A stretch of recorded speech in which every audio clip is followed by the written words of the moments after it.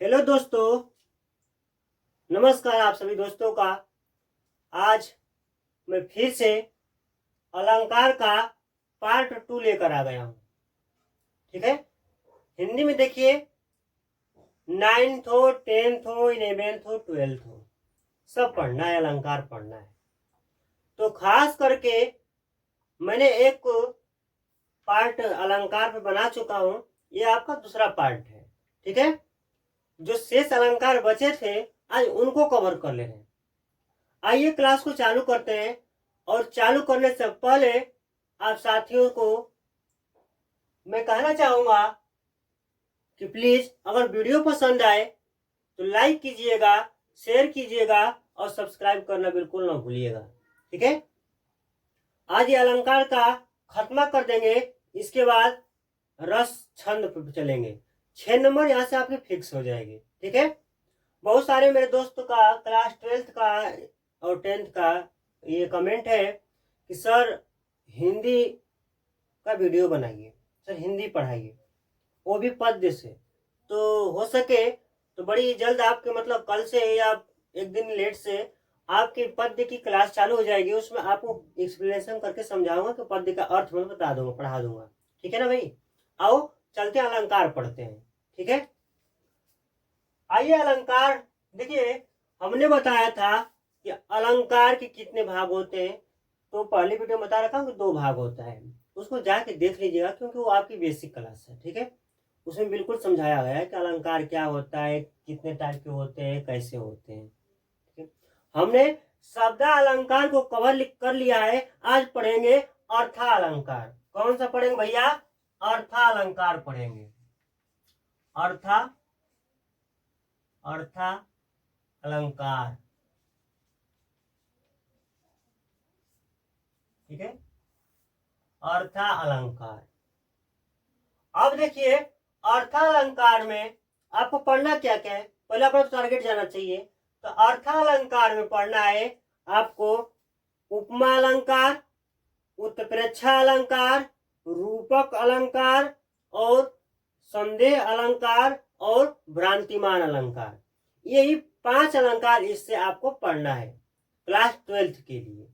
और 10th उत्प्रेक्षा, उपमा और रूपक पढ़ जाइए, इसलिए ये क्लास सबके लिए है। ठीक है, क्लास 10th के बच्चे पढ़ सकते हैं, 12th वालों के लिए स्पेशल है, तो दोनों पढ़ लीजिएगा। ठीक है, आइए चलते हैं। पहला काम कि पहला पढ़ेंगे उपमा अलंकार को। तो उपमा अलंकार में चलते हैं। तो उपमा अलंकार की परिभाषा जानेंगे, उदाहरण जानेंगे क्या होता है उपमा अलंकार।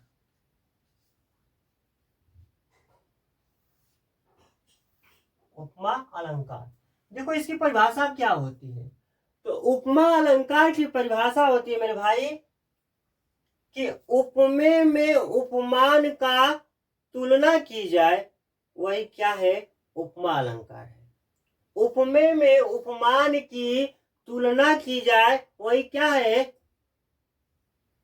उपमा अलंकार है। मतलब कहने का क्या हुआ कि जब किसी वस्तु का दूसरे वस्तु से तुलना की जाए, वही क्या है?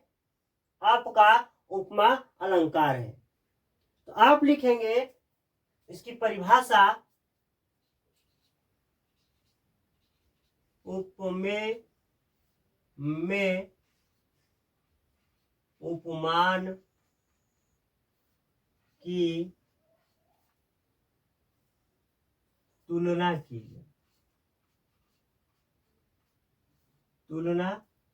की जाए, वहां पर क्या होता है?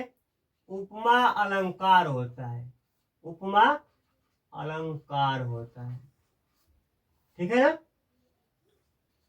उपमा अलंकार होता है।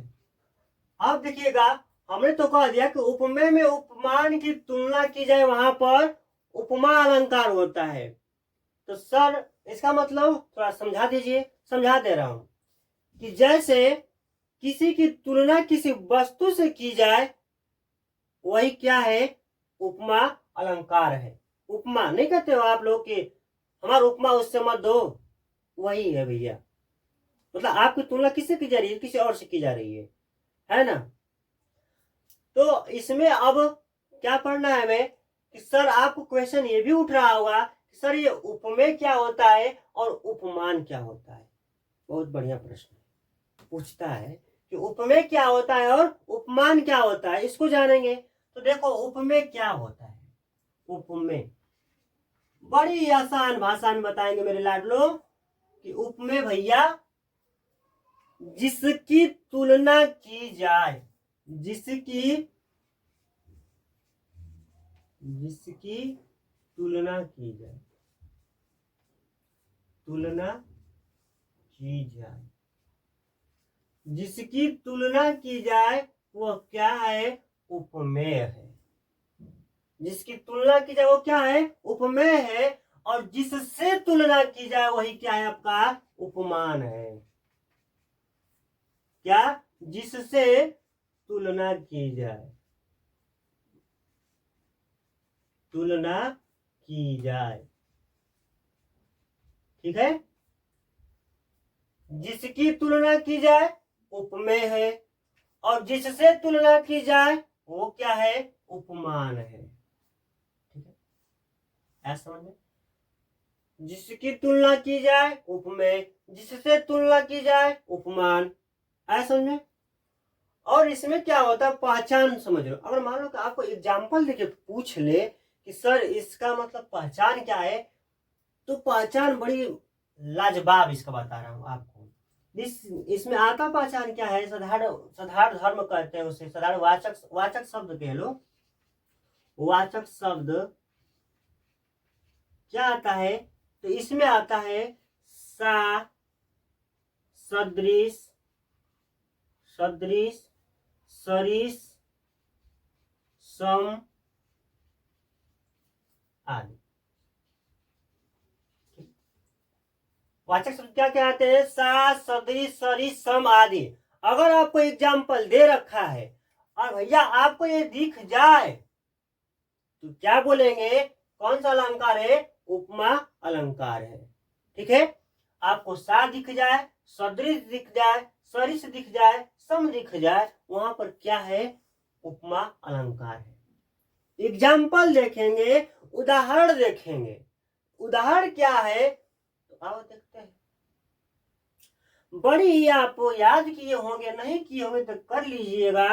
एक एग्जाम्पल इसका उदाहरण होता है। उदाहरण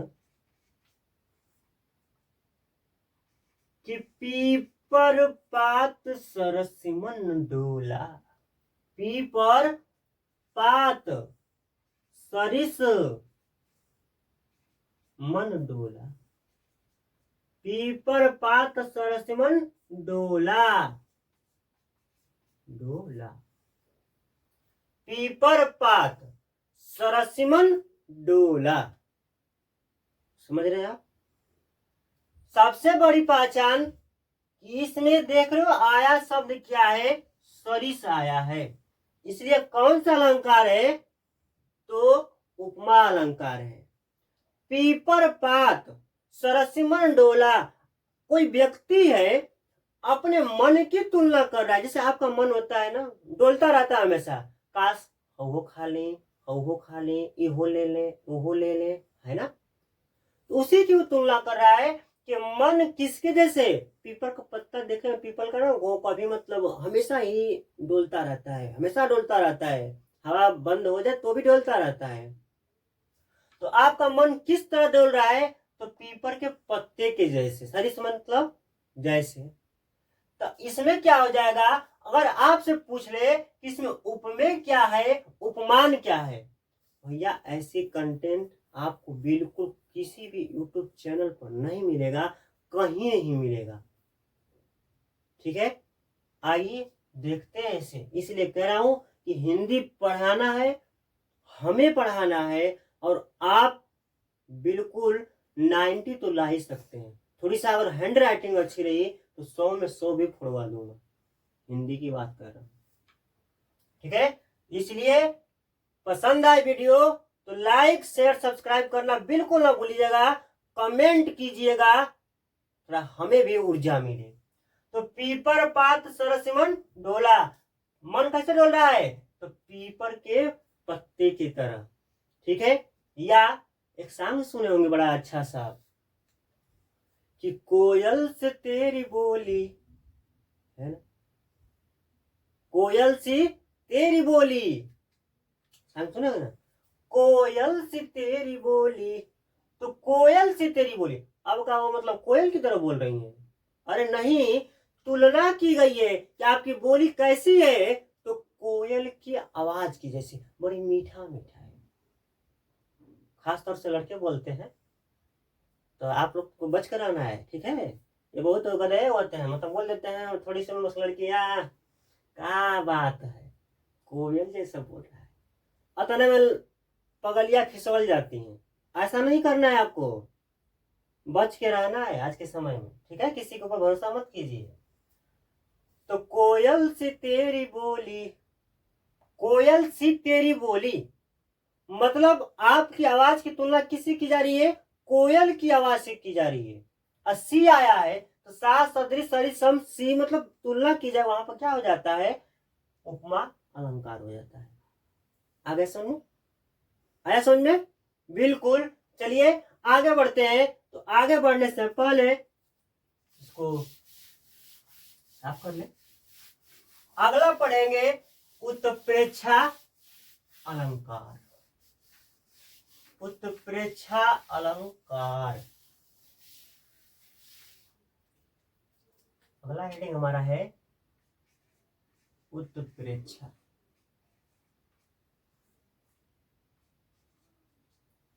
अलंकार मेरे भाई जैसे पढ़ा रहा हूं, बस पढ़ लो यार, ये आपके बॉक्स में है, 2 नंबर आपसे कहीं बच के नहीं जाएगा, ये मेरा दावा है।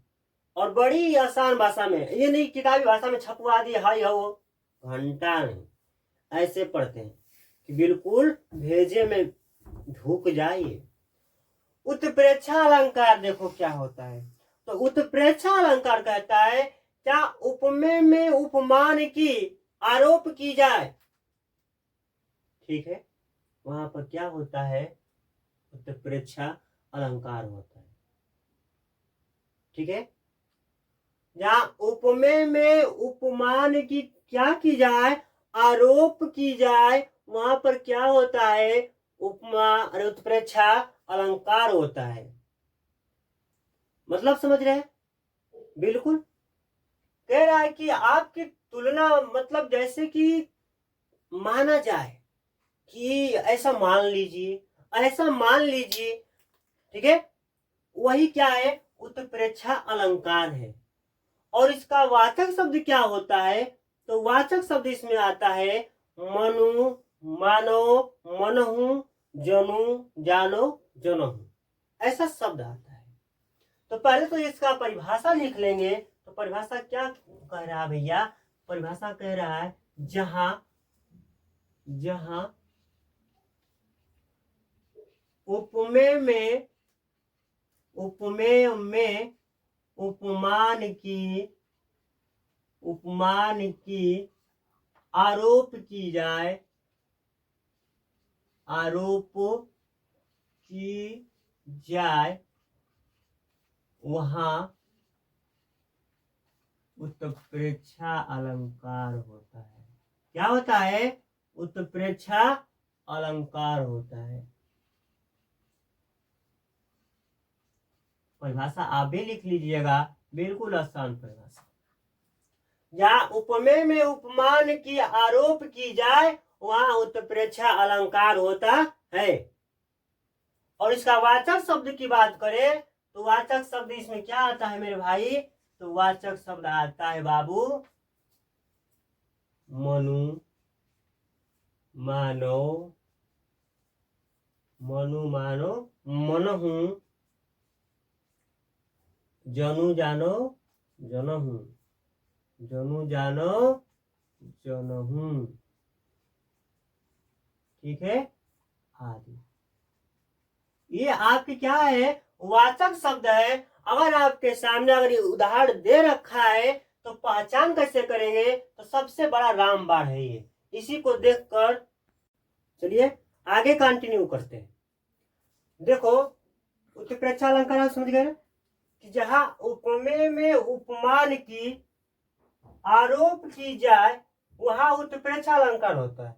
ठीक है, जैसे वाचक शब्द हमने बताया कि मनु, मानो, मनहु, जनु, जानो, जनहु आदि।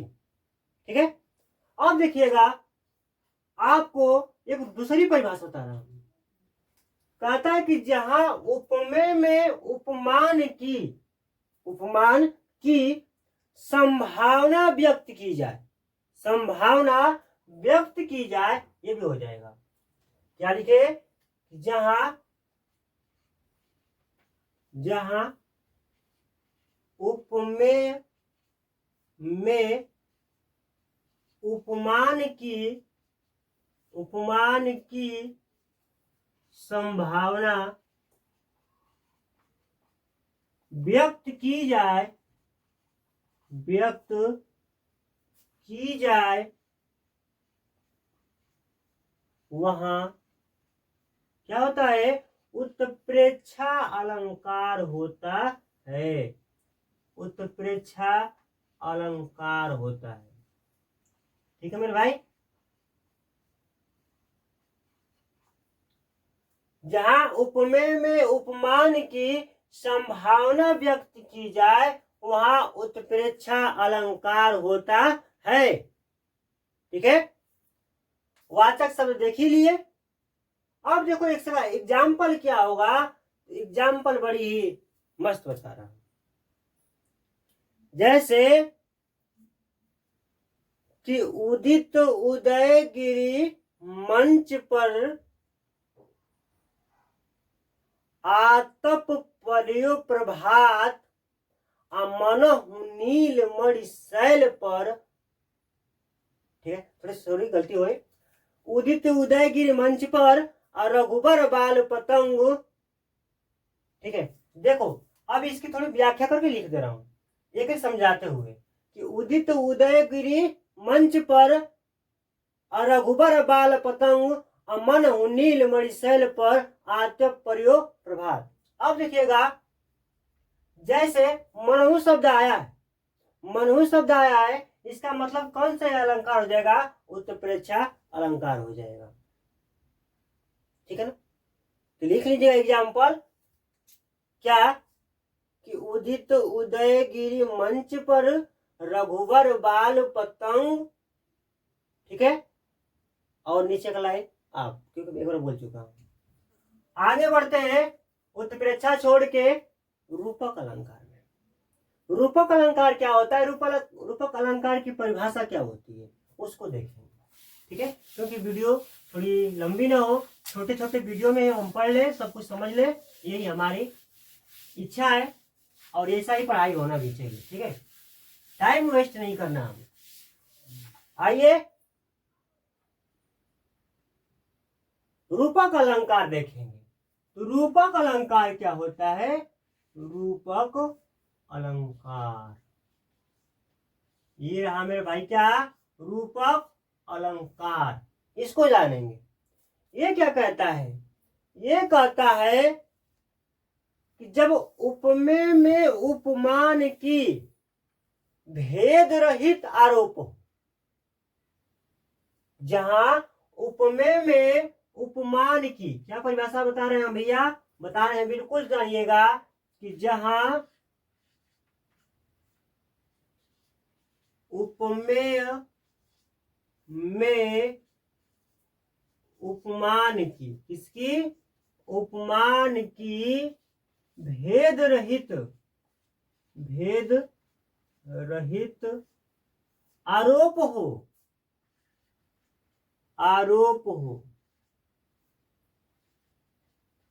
वहां क्या होता है? रूपक अलंकार होता है। रूपक अलंकार होता है। सर जी ये तो परिभाषा ही किताबी भाषा हो गई, हमें समझ में नहीं आया, थोड़ा समझा दीजिए। बिल्कुल बात सही, समझा के चलो। देखो कह रहा कि जहां उपमेय में उपमान की भेद रहित आरोप हो वहां रूपक अलंकार होता है, बिल्कुल होता है। जैसे मतलब इसका क्या हुआ भैया, और इसकी पहचान बता दें। सबसे बड़ी पहचान है इसमें एक ये डैश टाइप का करके आता है जब भी आता है तो, ठीक है, ठीक है, ये सबसे बड़ी पहचान है। और क्या है, इसकी किसी वस्तु से तुलना की जाती है, बिल्कुल किसी वस्तु से तुलना की जाती है। करेक्ट, भेद रहित तुलना की जाए, मतलब उस वस्तु से उस वस्तु की भेद रहित, कोई भेद मतलब भेदभाव न हो, बिल्कुल समानता हो, वही क्या है आपके रूपक अलंकार है। जैसे बात कर ले तो मेरे भाई एग्जाम्पल क्या हो जाएगा, उदाहरण होगा। उदाहरण लिखे तो लिख दे रहा हूं उदाहरण, थोड़ा आपके लिए भी इसी में होमवर्क दे के चल रहा हूं, ठीक है, आप लोग करते रहिएगा। उदाहरण क्या होगा कि चरण कमल बंदौ हरिराई, ठीक है, चरण कमल बंदौ हरिराई, बंदौ हरिराई,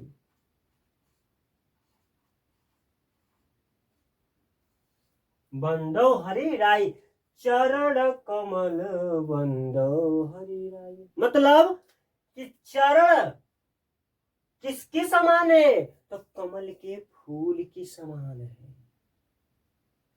चरण की तुलना किससे की गई है, कमल के फूल के, मतलब कमल का फूल बहुत सुकुमार मुलायम होता है ना, बिल्कुल वैसे ही कह रहा है कि चरण कैसा है, तो चरण बिल्कुल कमल के फूल के समान है। मतलब इसमें भेद है थोड़ा भी नहीं है, कमल के फूल में और चरण में कोई भेद नहीं रह गया, इसलिए यहाँ पर कौन सा अलंकार हो जाएगा, रूपक अलंकार हो जाएगा। आया समझ में मेरे भाई, आया ना, आना चाहिए, बिल्कुल आना चाहिए, ठीक है। लिख लीजिएगा कि जहां उपमेय में उपमान की भेद रहित आरोप हो वहां रूपक अलंकार होता है।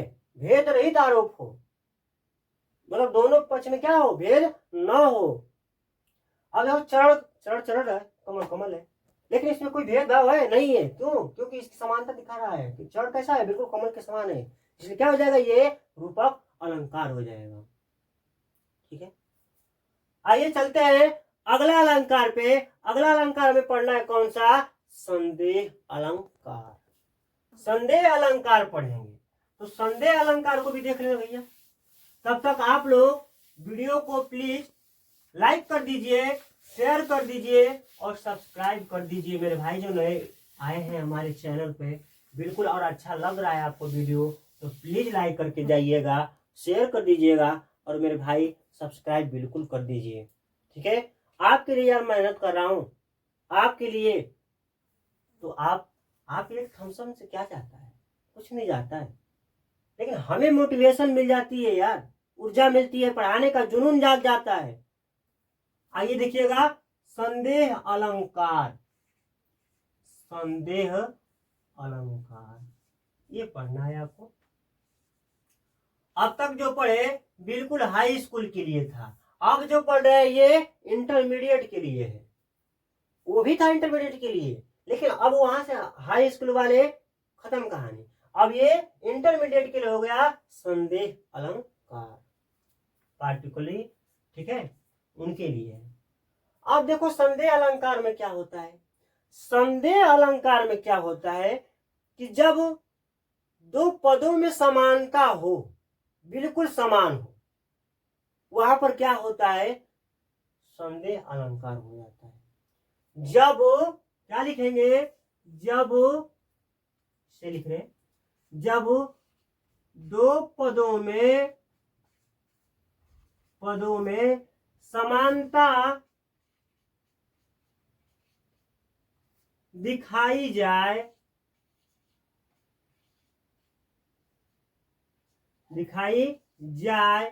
वहां क्या होता है, संदेह अलंकार होता है, वहां संदेह अलंकार होता है।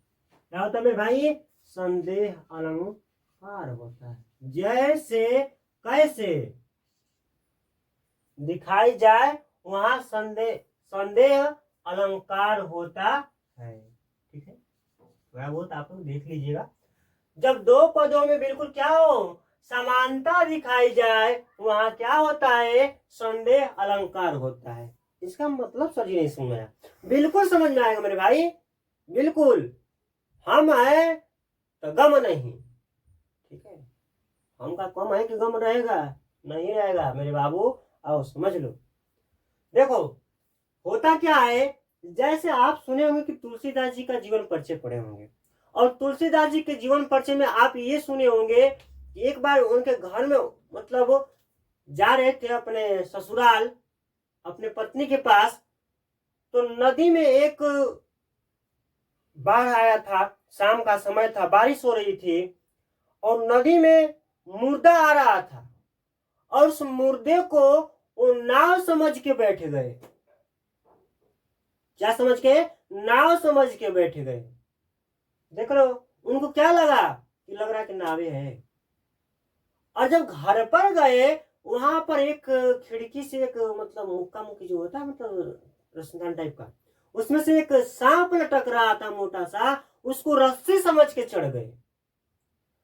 तो जहां मतलब दो पदों में मतलब कोई भी आपको असमानता न दिखाई दे, वहां पर क्या होता है, संदेह अलंकार होता है।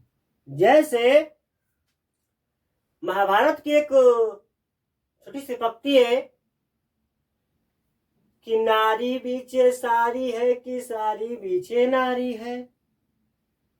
गौर कीजिएगा, नारी है कि सारी है कि सारी बीचे नारी है, और नारी है कि सारी है कि सारी है कि नारी।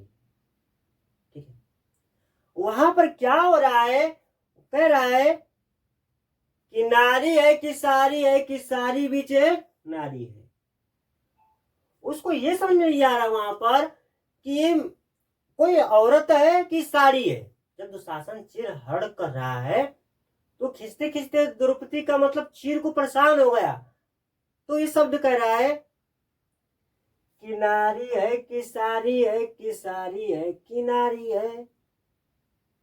ठीक है, इतना तो नहीं, और क्या कह रहा है कि सारी बीचे नारी है कि नारी बीचे सारी है। ठीक है, बिल्कुल वो परेशान हो गया था यार। कह रहे कि वो नारी है कि सारी है, और साड़ी है कि नारी है, कि नारी बीच साड़ी, मतलब नारी के अंदर साड़ी है कि साड़ी के अंदर नारी है। तो संदेह में हो गए ना। और यही क्या है, संदेह अलंकार है। एग्जाम्पल मैं बोल दिया, आप लोग इसका होमवर्क में उदाहरण के रूप में क्या करेंगे, लिख देंगे। कौन सा?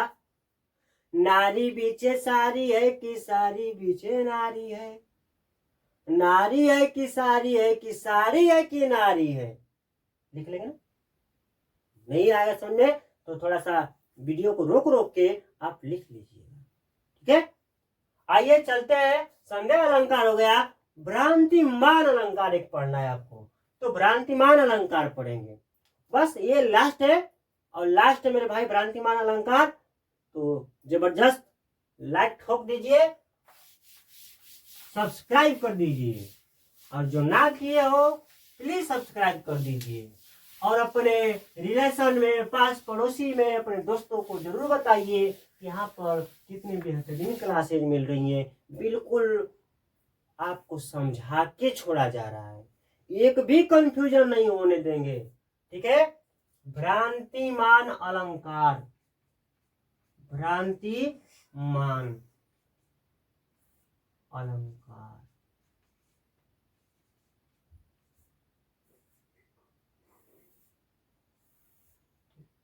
भ्रांतिमान अलंकार रहा ये।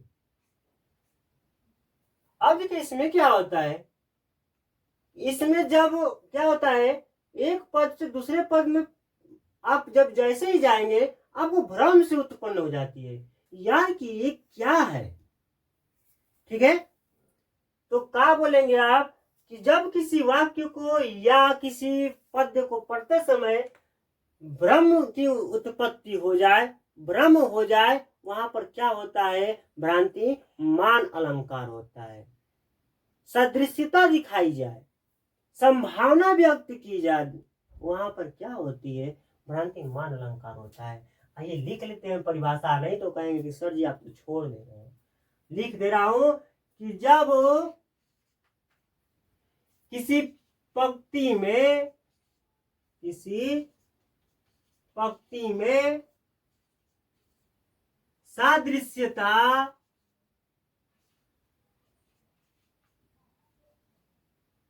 की संभावना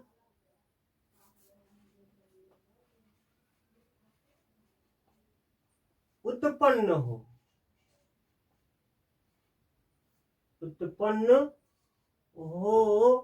वहां पर क्या होता है? भ्रांतिमान अलंकार होता है। मतलब किसी चीज को पढ़ के आप भ्रम में पड़ जाओ, वही क्या है? भ्रांतिमान अलंकार है। बिल्कुल है। ठीक है। जैसे मतलब है, एक एग्जाम्पल रूप में लिख दे रहा हूं। घनश्याम को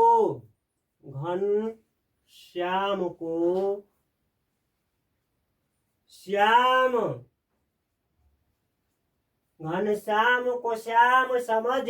समझ कर मोर उदम्बन लगी।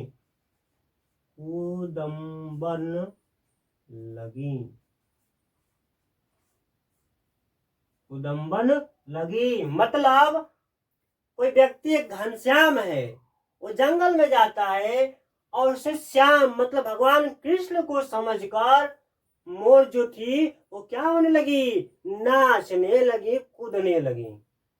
ठीक है ना? ठीक है, इसको लिख लीजिएगा। या एक और एग्जाम्पल है नलनी कुदम्बन वाले।